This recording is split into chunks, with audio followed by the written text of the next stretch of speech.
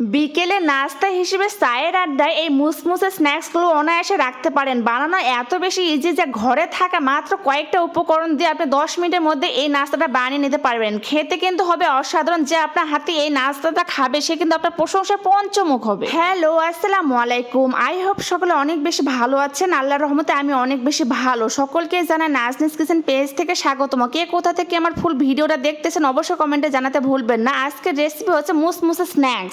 সর্বপ্রথম আমি একটা বোল নিয়েছি, তারপরে এখানে 2 কাপ নিয়েছি ময়দা। আপনারা চাইলে আটা দিয়েও করতে পারেন, তবে ময়দা দিয়ে করলে বেশি মজা লাগবে খেতে। তারপরে এখানে সামান্য পরিমাণে লবণ দিয়েছি, আর আমার টেস্ট অনুযায়ী চিনি দিয়েছি, আর কালো জিরা দিয়েছি। রান্নার রেগুলার তেল দিয়ে সবগুলো উপকরণ ভালোভাবে মিক্সড করে নিব। আর এখানে কুসুম গরম পানি দিয়ে একটা পারফেক্ট ডো বানিয়ে নিয়েছি। তারপর উপরের দিক থেকে একটু রান্নার রেগুলার তেল ছিটিয়ে দিয়ে এটা রেস্টে রেখে দিব। চলে গেলাম পরবর্তী স্টেপে। এখন আমি আলুর পুর তৈরি করব। এই জন্য প্রথমে একটা বোল নিয়েছি, তারপরে এখানে সেদ্ধ ম্যাশ করা আলু নিয়েছি, আর পরিমাণ মতো আপনারা পরিমাণটা বাড়িয়ে বা কমিয়ে নিতে পারেন। তারপর এখানে কাঁচা মরিচ কুচি দিয়েছি, আমার টেস্ট অনুযায়ী লবণ দিয়েছি। যে যেই রকম লবণ খেতে পছন্দ করে সেই অনুযায়ী লবণটা দিয়ে দিবেন। তারপর এখানে দিয়ে দিলাম গোলমরিচ গুঁড়ো, চাট মশলা দিয়েছি আমার পছন্দ মতো। তারপর সবগুলো উপকরণ ভালোভাবে মিক্স করে এটা এক সাইডে রেখে দিলাম। আগে থেকে যে ময়দার খামির বানিয়ে রেখেছিলাম সেটা আমি বোর্ডের মধ্যে নিয়ে ভালোভাবে মুথে নিয়েছি। আর এখানে পরিমাণ মতো খামির নেওয়ার পর আমি একটা বড় সাইজের রুটি বেলে নিব। এটা দেখি বুঝতে পারতেছেন। আশা করি যে কেউ এই নাস্তাটা অনায়াসে বানিয়ে নিতে পারবেন। এত বেশি ইজি এটা বানানো।